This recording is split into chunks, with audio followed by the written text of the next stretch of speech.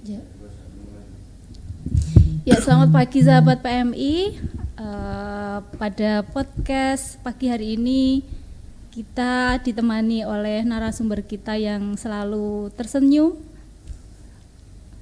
Kita kenalkan, monggo Bapak. Dengan Bapak siapa ya Pak ya? Ya, selamat pagi untuk semua sahabat PMI. Saya Sumartono Hadinoto, Sekretaris Pengurus PMI Kota Surakarta sekaligus CEO PMI Kota Surakarta. Ya, selalu cerah dan ceria, itu kunci utamanya, dia selalu tersenyum. Amin. Ya, Bapak ini Pak, kita mau menanyakan, Bapak kan sibuk ya sebenarnya ya, usahanya banyak, kemudian di kegiatan organisasinya banyak juga. Tapi kenapa sih tertarik dengan PMI Pak? Ya, jadi seperti Ketua kita PMI Kota Surakarta maupun segenap pengurus, bahwa PMI ini merupakan ladang amal kita, karena amanah ke PMI itu merupakan tugas yang sangat mulia. Yang pertama, karena ada dua amanah besar. Pertama adalah menyediakan darah yang sehat, bersih, dan cukup untuk di setiap kota atau kabupaten di mana PMI itu berada. Kedua, markas yang merupakan Yansaskesmas di mana kita bisa berbagi, bisa melayani sesama dengan komitmen, dengan ikhlas dan dengan niat baik. Jadi dua hal tersebutlah yang sangat menarik bagi semua yang ada di keluarga besar PMI Kota Surakarta yang saat ini semuanya dengan komitmen dan ikhlas dengan niat baik melayani masyarakat Kota Surakarta dan sekitarnya. Ya, harapannya kan PMI ini benar-benar berperan di masyarakat, benar-benar bagus ya Pak ya.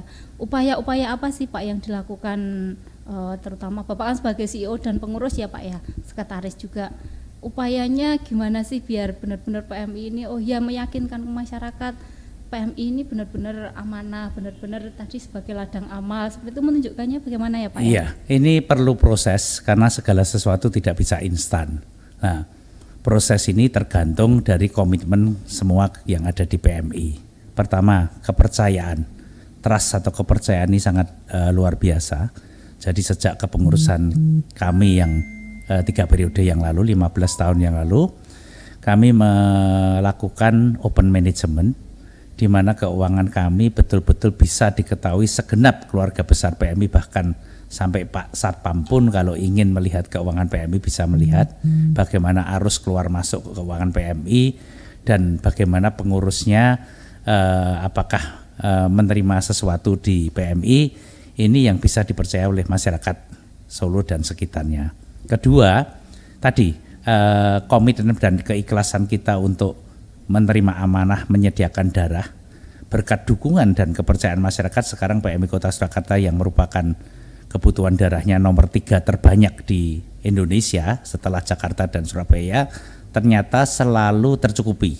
Walaupun pada situasi seperti Juni-Juli, Desember, Januari saat para pendonor kita yang sebagian besar lebih dari 60% adalah anak-anak sekolah dan mahasiswa pulang ke rumah atau pulang kampung liburan, kita juga masih tetap bisa terjaga stoknya. Termasuk pada saat yang satu lagi adalah masa puasa, di mana saudara kita yang berpuasa biasanya secara psikologis takut untuk mendonorkan darahnya. Bahkan di saat pandemi C19 ini, kita pasti masih didukung oleh segenap masyarakat Solo. Ini merupakan salah satu kepercayaan yang luar biasa. Untuk itu saya selalu berpesan kepada segenap pengurus, staf, karyawan yang tergabung di keluarga besar PMI, bahwa kalau kita mau berbuat sesuatu, berbagi itu tidak harus dalam arti materi, senyuman pun sudah merupakan yang baik untuk dibagikan. Itu harus komitmen, harus ikhlas, dan harus dengan niat baik. Contohnya, kalau kita sudah mau bergabung di PMI Kota Surakarta, amanah yang sangat mulia itu juga harus dengan komitmen dan ikhlas. Bagaimana stok darah selalu tercukupi kebutuhannya, bagaimana stok itu sehat, kemudian bagaimana apa yang kita lakukan terhadap masyarakat ini betul-betul bermanfaat. Jadi apa yang sekarang sudah diberkahkan kepada PMI, baik itu berupa apapun, entah itu saluran berkah dari semua masyarakat Solo, entah itu surplus dari PMI sendiri, ya kita harus kembalikan kepada masyarakat, dikembalikan dengan benar, dikembalikan pada orang-orang yang betul atau saudara kita yang membutuhkan. Walaupun mungkin di luar sana masih ada yang kurang pas, tapi yang penting niat kita adalah niat baik. Itu saja yang saya berharap agar ke depan PMI Kota Surakarta semakin menjadi salah satu PMI yang sangat menjalankan amanah dengan baik dan sangat diberkahi, barokah, dan juga menjadi ladang amal dan menjadi panutan bagi semuanya. Amin. Amin ya. Ini Bapak tadi terkait dengan donor darah ya Pak ya. Ini ada beberapa di medsos atau di grup-grup WA seringkali gini Pak. Jadi ada teman yang membutuhkan darah. Itu kok katanya masih kesulitan lagi. Itu sampai berkepanjangan dalam arti dari grup ini ke grup ini juga terus berantai gitu.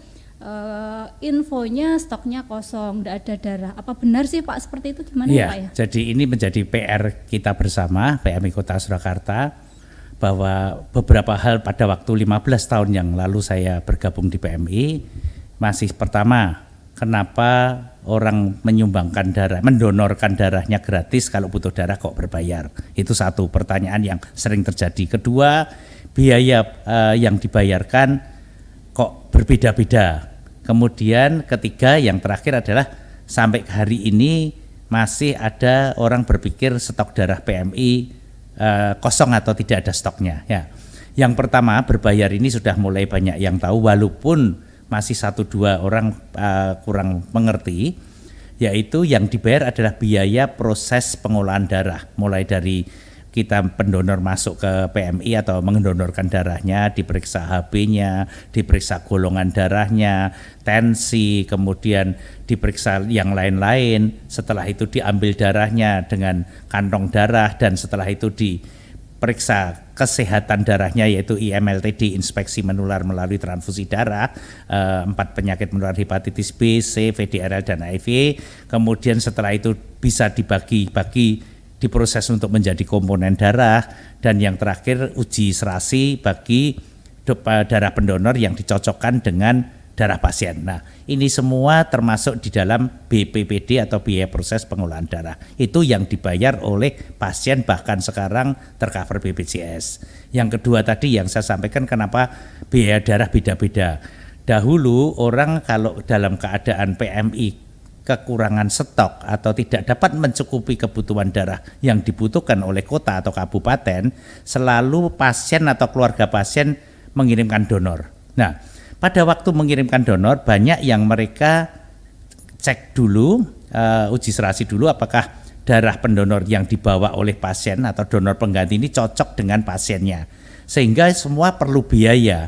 Kalau mereka membawa 5-10 pendonor, otomatis 10 itu biaya untuk cek kecocokan darahnya harus ditanggung oleh pasien, sehingga biaya sekantong darahnya plus 10 uji kecocokan darah pasien dengan pendonor ini menjadi besar. Nah, ini karena memang stok PMI belum tercukupi. Tapi kedua ini sudah mulai banyak tidak terjadi karena stok PMI Kota Surakarta selalu tercukupi sesuai dengan kebutuhan darah yang dibutuhkan oleh Kota Surakarta, di mana PMI Pusat mencanangkan 4x4, kita bahkan tidak hanya 4% kebutuhan darahnya, lebih dari 25% dan cukup untuk 4 hari, sehingga stok harian kita adalah 2.000 kantong per harinya. Nah, yang terakhir, kenapa sampai sekarang masih terjadi orang bilang stok darah PMI kosong? Ini karena adalah darah-darah khusus. Jadi darah ini tidak sesederhana hanya golongannya A, B, dan AB dan O, tapi juga ada resus, bahkan ada beberapa faktor di mana bisa terjadi incompatible ataupun bisa terjadi mayor minor atau bahkan ada resus yang khusus. Nah, inilah yang memang tidak harus pasien atau keluarga pasien ketahui karena ini menyangkut yang sangat teknis medis. Nah, disinilah untuk menghindari kalau darah PMI kosong, kita sekarang akan segera memasang TV monitor di di mana setiap rumah sakit pasien-pasiennya bisa melihat stok darah PMI real time. Karena kami kelola langsung dari kantor PMI Kota Surakarta melalui teknologi IT sekarang, di mana sehingga kalau terjadi kebutuhan darah yang tidak ada di PMI itu adalah kebutuhan darah khusus, dan itu memang pertama butuh waktu karena harus berkonsultasi pada dokter yang merawat pasien tersebut, dan dokter tersebut tentunya kan tidak 24 jam menjagai pasien, jadi ini butuh waktu, sehingga kami hanya berharap sekarang siapapun dari keluarga pasien kalau membutuhkan darah yang memang karena ketidaktahuan atau karena memang khusus dibutuhkan darah yang di PMI belum ada stoknya, tolong kalau broadcast bisa diberikan tanggal dan diberikan jam, itu yang sangat penting, sehingga apabila sudah mendapatkan darahnya maupun pasien sudah sembuh, broadcast darah itu tidak berputar-putar dan setiap orang masih ingin mencarikan atau membantu, karena kami khawatir ini akan menjadi hal yang kurang baik di masyarakat, karena pada saat dia menelpon sudah nggak diangkat oleh keluarganya karena pasiennya sudah sembuh, atau bahkan mereka pada waktu telepon karena keluarga ini ditelepon terus-terusan merasa terganggu atau mungkin habis baterainya, mati lah. Ini akan menjadi dampak negatif bagi pendonor yang merasa wah ngapain orang ada broadcast kok ternyata ditelepon aja susah. Inilah yang nanti menjadi sesuatu yang negatif.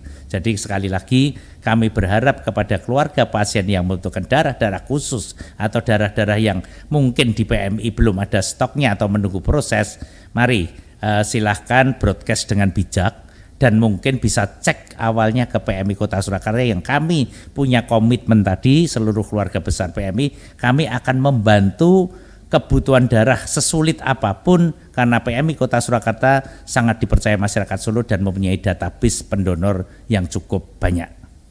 Ya, berarti darah itu nggak bayar ya Pak ya? Itu iya, kan darah itu biaya, gratis dari Tuhan kita berikan, diberikan oleh pendonornya gratis dan dikembalikan kepada pasiennya juga gratis. Ya, jadi sebagai biaya pengganti pengolahan darahnya. Kemudian kalau dulu memang banyak keluarga yang datang ke PMI dibawa keluarga pasien, itu karena memang dulu pelayanannya masih belum seperti saat ini. Kalau sampai ya saat semuanya ini, harus melalui proses. Ya, kalau saat ini kan banyak, ibaratnya stoknya di PMI melimpah ya Pak ya. Jadi ya nggak melimpah karena kita kan harus darah ini ada usianya, ada masa usianya. Kalau terlalu banyak tidak terpakai kan juga terbuang. Kasihan pendonornya juga biayanya. Dan komitmen PMI dalam menyediakan kebutuhan darah selalu siap selalu ya Pak ya. Misalnya ada kebutuhan yang sulit pun tetap diupayakan. Dan kita standby 24 jam selama 365 hari. Iya. Itu terkait dengan donor darah. Kemudian ini Pak, terkait dengan kayak di PMI yang lainnya itu ada bulan dana Pak, ada kegiatan penarikan atau sumbangan-sumbangan untuk PMI yang misalnya kita bayar listrik itu saya masih mendapatkan kupon ini bayar PMI ya. Kalau di Solo gimana ya Pak ya? Kok saya merasa di Solo. Jadi PMI Solo selain kita sudah open management dipercaya masyarakat, di mana akibatnya atau hal yang positif yang didapat oleh PMI Kota Surakarta, satu, kami memang tidak satu-satunya PMI di Indonesia yang saat ini bisa mandiri. Dalam arti kami tidak memakai uang APBD Kota Surakarta. Bukannya kami sombong, tapi karena dengan dikelola secara profesional, dikelola dengan niat baik, komitmen dan ikhlas, ternyata unit transfusi darah PMI Kota Surakarta tidak perlu subsidi, bahkan bisa surplus, walaupun surplusnya tergantung dengan situasi dan kondisi setiap saat. Kedua, kenapa kami tidak menggunakan bulan dana? Karena di markas yang menjalankan pelayanan sosial kemasyarakatan, kami banyak kegiatan-kegiatan yang bisa dilakukan dengan subsidi silang. Satu sisi kita bisa melakukan pelatihan, kita bisa membuat suatu pelatihan-pelatihan atau sesuatu yang dibutuhkan masyarakat Solo, di situ kita bisa dapat surplus dan itu kita kembalikan sebagai subsidi silang untuk kegiatan-kegiatan sosial kami. Dan satu hal kenapa kami tidak melakukan bulan dana, karena bulan dana ini dikenakan tanpa memilih siapapun yang berlangganan listrik maupun telepon, sehingga kadang-kadang saudara kita yang harusnya butuh dibantu karena berlangganan listrik yang hanya kecil wattnya atau air minum yang hanya sedikit tapi masih terbeban kupon PMI. Nah, inilah yang membuat kami PMI Kota Surakarta merasa tidak pas atau tidak elegan, sehingga kami meniadakan bulan dana yang walaupun itu secara resmi diizinkan oleh pemerintah, bahkan ada surat resminya dari setiap kota kabupaten, pemerintah kota kabupaten untuk menyelenggarakan bulan dana yang mana memang semua dikembalikan kepada masyarakat. Nah, kami karena merasa bisa mengelola dengan baik, dengan profesional, dengan subsidi silang, maka kami melihat tadi bahwa banyak saudara kita yang mungkin butuh ditolong daripada harus mereka berbagi, akhirnya kami melakukan hal-hal yang lebih pas seperti kita membuat Solo Healthy Expo, membuat jalan sehat, membuat berbagai kegiatan yang bisa mendapatkan sponsorship atau mendapatkan fundraising surplus, yang surplusnya itu untuk semua kegiatan markas PMI Kota Surakarta. Jadi sebenarnya masih banyak jalan untuk membantu masyarakat, tidak hanya di penjualan kupon ya Pak ya? Iya. Ya. Jadi sebetulnya kita kalau jadi pengurus PMI, satu adalah bagaimana tadi awalnya modalnya niat baik, komitmen ikhlas. Kedua harus banyak berpikir out of the box. Jadi kita harus berani melakukan terobosan-terobosan yang di luar sana belum dilakukan. Kemudian ketiga, mengajak segenap staf, karyawan dan keluarga besar PMI untuk bisa menjadi sebuah tim yang kuat, menjadi tim yang solid dan menjadi tim yang siap untuk mengerjakan ladang amal PMI Kota Surakarta. Ya, benar-benar luar biasa pengurus PMI Kota Surakarta. Ya, waktunya kok nggak terasa ya Pak ya, kita sudah lama sekali ini. Ya, pesan terakhir Bapak untuk masyarakat Kota Surakarta terkait dengan keberadaan PMI Solo ini Pak. Ya. Mungkin ada sesuatu yang disampaikan. Pertama tentunya hanya bisa berterima kasih kepada segenap masyarakat Kota Surakarta yang selama ini mempercayai PMI Kota Surakarta. Dan kedua, bersyukur kepada Tuhan karena semua yang bisa terjadi adalah kehendaknya, bukan kehendak kita. Ketiga, kami terus tetap mohon dukungan dalam arti selain dukungan yang sudah berjalan, juga sering memberikan masukan. Jadi sebetulnya di dalam kehidupan ini kan tidak ada yang sempurna. Sehebat apapun pasti ada kekurangannya. Jadi kami betul-betul berharap masukan dari segenap masyarakat Kota Surakarta. Apabila di dalam pelayanan kami masih ada yang kurang pas atau masih bisa ditingkatkan dari sekarang yang sudah kami lakukan, ini yang bisa melihat adalah orang di luar PMI. Jadi masyarakat yang bisa melihat kekurangan-kekurangan PMI Kota Surakarta. Untuk itulah sekali lagi mohon dukungan yang selama ini sudah dilakukan kepada PMI Kota Surakarta, dan juga masukan-masukan yang itu bisa membuat PMI semakin melayani dengan hati, melayani dengan pas, melayani dengan maksimal, dan juga menjadi miliknya masyarakat Kota Surakarta. Ya, sahabat PMI, itulah salah satu statementnya dari pengurus PMI Kota Surakarta yang CEO-nya juga otomatis di PMI Kota Surakarta komitmennya sepenuhnya seperti itu ya Pak ya, melayani dengan hati, komitmennya begitu wow. Dan kita tunggu sahabat-sahabat PMI masukannya, karena kan memang kita sendiri tidak bisa melihat ibaratnya gitok ya Pak ya, orang Jawa bilang kita nggak bisa lihat gitok kita sendiri. Maka dari itu PMI sangat membutuhkan masukan-masukan, karena tadi seperti yang Bapak bilang, sehebat apapun tetap masih ada kekurangannya, dan itu kita membutuhkan masukan dari sahabat-sahabat PMI. Silahkan untuk masukannya PMI untuk kedepannya yang lebih baik. Gitu Bapak, waktunya sudah habis. Terima kasih atas rawuhnya pada pagi hari ini. Tetap semangat, sehat selalu, semoga PMI semakin jaya, semakin berperan untuk masyarakat. Amin. Sampai jumpa.